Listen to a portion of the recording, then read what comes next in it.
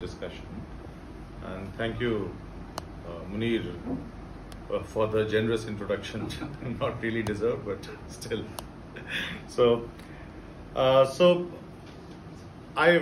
Munir told you, I work in Bangalore at Azim Premji University.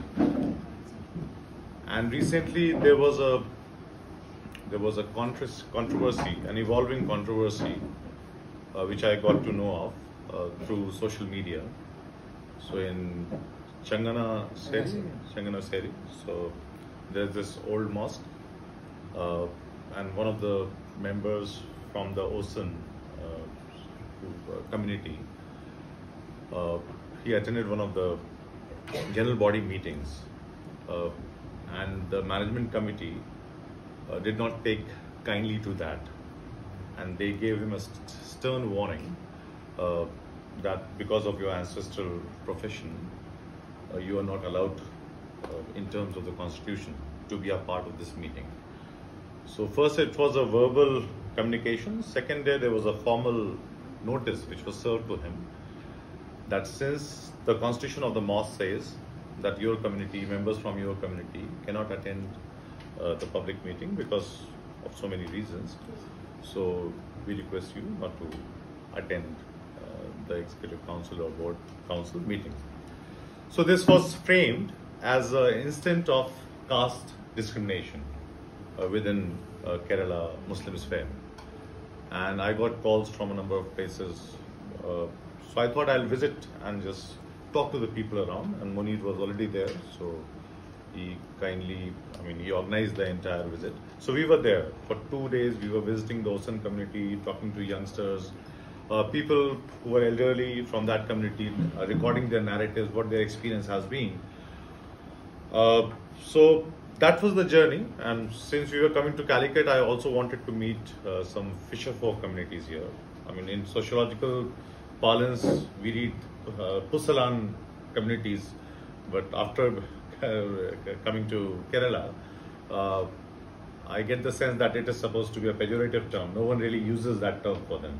So they would prefer to be called the fisher folk community or the coastline community, something of that sort.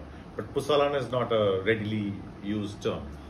So the text view and the lived view is often in contradiction to each other. So anyhow, so that is the nature of my visit, and then we thought that we'll be visiting Calicut, so it would be interesting to have a conversation, more in the sense of learning from you, right? So I would just like to say a bit on how I came to study caste, right? Why I became interested in caste, especially caste within Indian Muslims, and what the journey has been briefly. And I would be more interested in hearing from you, whatever I flag, the questions that I flag, whether they resonate with you, whether you have an opinion on those questions, whether you think about those questions, whether you are comfortable with those questions or you find those questions meaningless. So it would be more of a kind of a exploratory exercise, because I don't know Malayalam, I've never lived in Kerala, I hardly know anything about Kerala. I'm coming from a very North Indian perspective. So if there is anything you feel is doesn't speak to your own experience, please say that out very clearly and we can have a discussion. So the idea is to share our experiences. I would like to learn about Kerala from all of you, and I would like to exercise my authority of being a North Indian and impose my views on you, right? So I'll begin with a biographical, two observations, two stories. So 1993, July, I joined the Legal Muslim University as a student of economics, BA Honours in economics. And if you recall, 1992, 6 December, the Babri Mosque was demolished. So all across the country in mainstream media and newspapers, the story of community violence, or what is known as communalism in India, so it was all over the place. There were riots after the demolition, and so India was, so to say, burning. So 92, 6 December, this is the event that happened, and 5 or 6 months from there on, 93 July, I joined the Legal Muslim University. the first thing I noticed was there was an organization,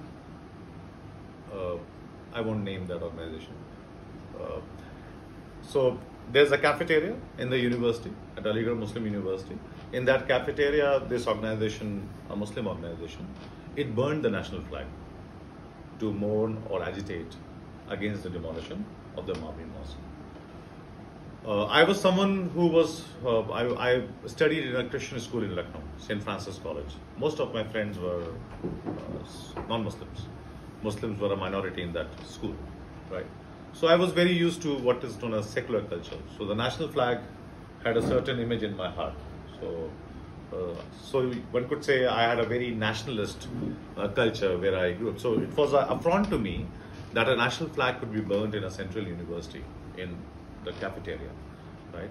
So those, I'm just taking you through those images. So that was the first image.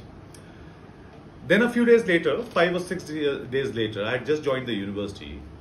So I was standing in a queue in the cafeteria to have lunch. Right? It was a long queue. Someone from behind me, one of my classmates whom I didn't know well, it's just been 5 or 6 days, he just knows my name. So he called from me, called from behind, "Abbe Julahe jaldi kar. Abbe Julahe jaldi kar." So make it fast, you Julaha, because there's a long queue. So he's waiting, maybe he has a class to catch, he's getting anxious. So he comments from the back, "Abbe Julahe jaldi kar." Now I heard that, I know that this phrase was addressed at me. I didn't know what the word Julaha meant. What the word Julaha meant, or why I was being addressed as a Julaha, right? So I smiled back at him, and then after, once we were having lunch, there was a senior student. So I talked to him, I spoke with him, "What does the word Julaha mean?" I asked him. He said, "You don't know what the word Julaha means?" I said, "No." He said, "Julaha means a weaver, someone from the weaver community. And since you have a title Ansari, and most of the Ansaris are weavers, so he was simply making fun at you. It's a sarcastic comment, right? He's addressing you with a colloquial, pejorative sense, Julaha. So it's also an object of ridicule. Also, weavers are addressed like that in the." So he said, "You were not aware of that?" I said, "No." So I was extremely surprised. Julaha, if you look at the word, so it comes from Persian jul, which means a ball of wool, right? So someone who works with wool or a weaver. So that is the first connotation. In South Asia, there is a spin to that term. So Julaha the root becomes jahil, which means ignorance. So someone who's an ignoramus, someone who's a fool. So he could be said to be a Julaha, right? Jahil. So that is the sense, someone who's ignorant. So anyhow, so I called my father. So my father was he now retired. He was with the government service at that point in time. I called him. "Do I come from the Julaha community?" He said, "Who told you that?" So I said, this is what happened in the afternoon. So he said, "This is what I wanted to avoid." So I never wanted you to know about our community or caste identity, right? Because this is humiliation we have faced. I wanted you to study in a good English medium school and remain aloof from all this nonsense, right? So don't feel anything about it, just ignore it. That was his advice. I said, "How can I ignore it? What is the..." So suddenly, my mind was thinking like anything. So all kinds of questions. Why this identity was never communicated to me, that I came from the weaver family, and so all kinds of questions started. So that was one episode at the Aligarh Muslim University. So I did my master's and all. Then I joined the social sector, right? So I was largely working with livelihoods and with subaltern communities. So I went to Patna in 2006. So we started work around the Dargah with the Bakho Muslims. Bakho Muslims are basically gypsy Muslims, right? Who sing and earn their livelihood. So very subaltern, very oppressed community. marginalized community. So we started working with them on a livelihoods project. Around 2008, I got to hear another story and I visited that place. So this is a small town of Allahpur. So Allahpur, it's a small town in the western Champaran in Bihar. So Allahpur is most of the people there are Muslims, around 116 to 117 families, a small hamlet. So there was a Juma mosque. There is a Juma mosque at the center of this hamlet, the Jama Masjid. And two individuals from the Ansari, which is my community, the Weaver community, Julaha community, and Duniyas. Duniyas are cotton carders, right? So Duniyas are cotton carders. They usually they use the title Mansuri, right? So you understand cotton carder, someone who makes blankets, mattresses, puts in cotton there. So those are known as Duniyas. So two individuals, Duniya and Ansari individuals, who used to work in Bombay. They were visiting their native village to celebrate Eid. So they went to offer their prayers on a Friday afternoon. So they took the first row of the mosque to pray, the first row, and they were elbowed back. They were elbowed, some local people, they elbowed them. They said, you go and pray at the back. You're not allowed to pray in the front rows, right? So they protested. This is Allah's masjid, this is God's mosque. Anyone can pray anywhere. So then a scuffle started happening, and the elite Muslims there, mostly Sayyids and Pathans, who were also landlords, they had a lot of land there, very dominant communities, they roughed him up. They started beating these two individuals badly. Now these two individuals, they have seen the world. So they had traveled to Bombay, they were working in Bombay, they were slightly aware. They thought, we haven't made money. We are now slightly prosperous. And in the village, if we stand in the first row, no one will really complain. But it was not so. So even in my case, despite being educated in an English school, wearing all kinds of fancy Western clothes at that point of time, still caste stuck with me. So even when my family wanted me to forget caste, when there was a conscious attempt from my family for erasing caste, it stuck with me. I was reminded of my caste in Aligarh Muslim University. In Allahpur, these two individuals, lower caste individuals, who came back from Bombay, made money, they were reminded, they were elbowed, they were shown their place. Being lower caste, you cannot pray in the front rows. They felt, an assault on their dignity. They felt this assault in a very humiliating way. So they started boycotting the Juma mosque. They said, we won't pray in a mosque which doesn't treat us with equality, which doesn't treat us as equals. So they constructed another makeshift mosque made of thatched wood and so on and so forth. They appointed their own imam from the Julaha community, not from the Sayyids and Sheikh upper caste communities. And they started praying in this mosque, in this small makeshift mosque, a temporary structure. Next week, during Juma prayers, the Juma mosque was empty. Because 85%, 90% of the Muslims there were lower caste. They had all shifted from the main Juma mosque to this temporary structure. The mosque was empty. They felt very agitated. The elite communities in that village, they felt very agitated. They were enraged. They started making fun of these lower caste people when they walked the streets. They would start saying all kinds of things. They would provoke them, they will humiliate them. So those things kept on happening. Beyond a point, these lower castes, there were also workers in their fields. So they also used to work in their fields because they had the monopoly of land in that place. So after a point, because of the provocation, they took the second step, the lower caste Muslim. They boycotted the fields. The mosque is empty, the fields are empty. Suddenly the spiritual economy and the political economy of the higher caste communities, they came to a standstill. There was a boycott, economic boycott and a cultural and spiritual boycott. They could not withstand, and on 6th of December 2008, so the high caste henchmen, they attacked this temporary structure, they burned it. So the timing is very interesting because this happened on 6th December 2008 when the temporary mosque was burned, razed to the ground. And 6th December is also the date when the Babri mosque was demolished.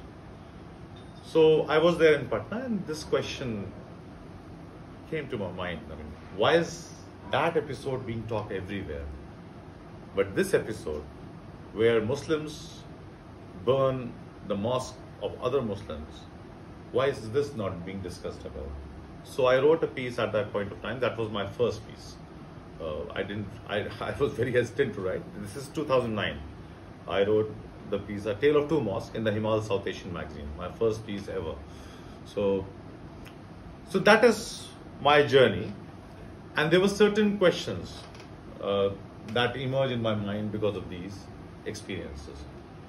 And I don't say that these experiences would be shared by everyone, but these were my experiences. I had experienced them. And I had to think about them. I had to conceptualize them. What exactly this is happening? Then I started traveling. I started traveling in Bihar, UP, Punjab, Kashmir, Bengal.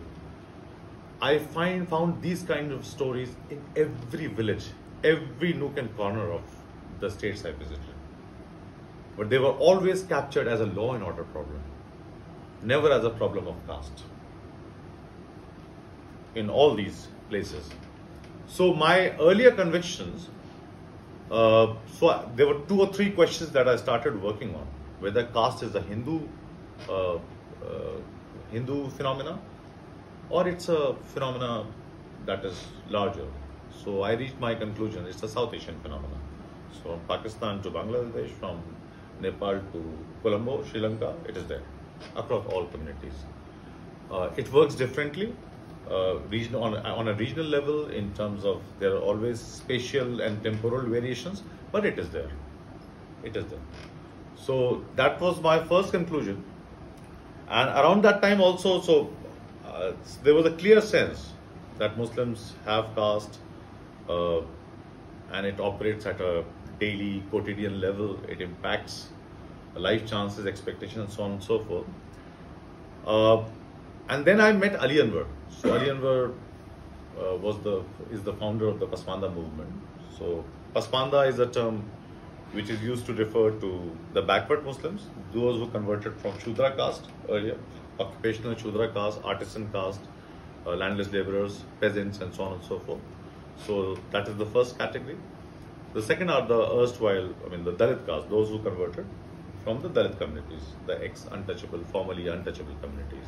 And third are the Adivasi Muslims. So Pasmanda is an omnibus term which captures these 3 categories: the Shudra Muslims, the Adivasi Muslims, and the Dalit Muslims. And the rough estimates are they form the majority of Indian Muslim population, somewhere around 80 to 90%. So that is and in terms of biradris, in terms of jatis, there are around 700 jatis, right? So 85% population, 3 major groups, and 700 functional groups, 700 jatis, biradris. So that is South Asia, Islam, Muslims for you in terms of the community-wise division. So I got in touch with Ali Anwar, and Ali Anwar was the leader of the Pasmanda movement, and he was trying to articulate this experience. And there were 2 things very clear, that one, Hindu and Muslim communalism. These are generally instruments of the elite classes within both their communities. And this Hindu-Muslim struggle, or the communal struggle, is launched in order to silence the deep-seated status differentiations, deep-seated inequalities within both Hindu and Muslim communities. So, if communalism is an instrument of the elite classes, then what is the way to fight it? So, if elites create this game of Hindu-Muslim violence in order to subvert and silence the voices, internal voices within both the communities, then Ali Anwar said we have to have a different conception of identity. We would have to have a different conception of solidarity. So instead of unity of all Muslims or unity of all Hindus, he gave a slogan, Dalit Pichla Ek Saman Hindu Hoya Musliman.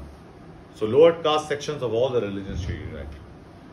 Instead of uniting on communal, on religious lines, on politicized religions, let us unite on the basis of our social status across caste. Dalit Pichla Ek Saman Hindu Hoya Musliman. All Dalit backwards are alike, whether they are Hindus or Muslims. So it was a call for a horizontal solidarity of lower caste, artisans, peasants, excluded working class across religions, instead of the vertical solidarity based on religion. So that is something which Ali Anwar was working with. I found the idea interesting. Then I did a PhD on the Pasmanda movement. So exploring questions of democracy and internal minorities. So the idea was that any religious identity or any identity has two aspects. One is the external aspect. For example, Muslims, when we talk about Muslims, they are always talked about in difference, in the sense of a difference from Hindus or as different from Christians. So the construction of the religious identity, it always emphasizes the external other, right? Whether Muslims, Christians, depending on the context. So the Muslim identity, whenever it is talked about, it is always talked about in relation to the religious other. But there's also the question of internal other, which is very important. So identity is not only stabilized because of the external other, but there is also an internal other whose voices have to be silenced in order to create that identity. So we thought unless the internal other starts speaking, unless the internal other, whether they are lower caste, whether they are women, whether they are marginalized linguistic groups, so whatever the internal others of Muslims are, the community needs to be reformed, it needs to be democratized, and more voices need to find their space.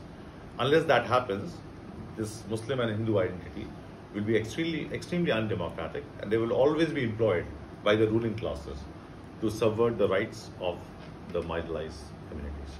So that was the idea we started working with. I did my thesis on that. So I'd say I am an academic activist. I teach, and I'm also claim to be an activist. I work with the Pasmanda organizations, try to work with them for their rights and so on and so forth. So yeah, so those are the three identity we are talking about. That Pasmanda is a different identity from the mainstream Muslim identity. We have a different notion of solidarity. Then we also engage with the state in terms of reservation policies. So instead of blanket reservation for all Muslims, which is an exception in only 2 states, in Kerala and Karnataka. In all the other states, Muslims are accommodated in terms of caste. So they are accommodated within OBCs, they are accommodated within scheduled tribes, EWS, and there is a demand to be accommodated within the scheduled caste category. And there is a case going on. So out of these 4 categories, EWS is religiously neutral, OBC is religiously neutral, scheduled tribe is religiously neutral. That means any person from any religion, any community can get reservation. But scheduled caste category is not religiously neutral. Only Hindu, Sikh and Buddhist Dalits can be recognized as SCs. So Dalit Christians and Dalit Muslims, they are protesting that even scheduled caste category must be made religiously neutral and they be accommodated as scheduled caste, get the same benefits as all Dalits. So those are some of the struggles that Pasmanda movement is engaged in. So I'll stop here, and if there are any questions, then we can discuss. I just wanted to flag a few. I'm all over the place. It's not very well organized. So anyhow, yeah. Thank you.